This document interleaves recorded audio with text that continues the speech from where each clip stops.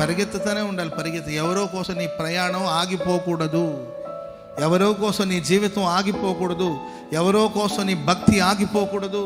ఎవరో కోసం నీ విశ్వాసం తగ్గిపోకూడదు. నీ భక్తి తగ్గిపోకూడదు. నీ ప్రేమ చల్లారిపోకూడదు.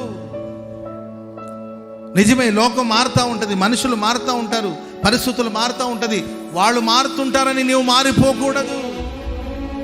నువ్వు పరిగెత్తుతూనే ఉండాలి. చూడండి, కొడుకు కోసం కన్నీళ్ళు పెట్టుకుని ఉపవాసం ఉండి ప్రార్థన చేశాడు దావీదు భక్తుడు. అబ్బాయి కోసం ప్రార్థన చేశాడు, చేయాలి. ఎందుకంటే మంచో చెడో మొత్తం మీద కుమారుడు కోసం ప్రార్థన చేయాలి. కానీ దేవుడు అన్నాడు అతడు బ్రతుకుడని. అయినా ప్రార్థన చేశాడు, పోరాడాడు.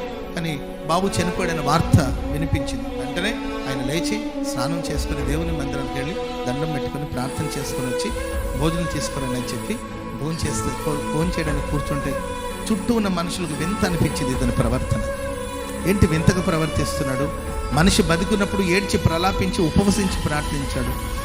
పిల్లవాడు చనిపోయిన తర్వాత ఈయన దేవుని మందిరానికి వెళ్ళి రావడం ఏంటి, భోజనం చేస్తానండం ఏంటని ఆ ప్రవర్తన వాళ్ళకి వింతగా అనిపించినప్పటికీ దావీదు చెప్పిన మాట, నేను నా కుమారుడి దగ్గరికి వెళ్తాను తప్ప ఆ కుమారుడు నా దగ్గరికి రాడు.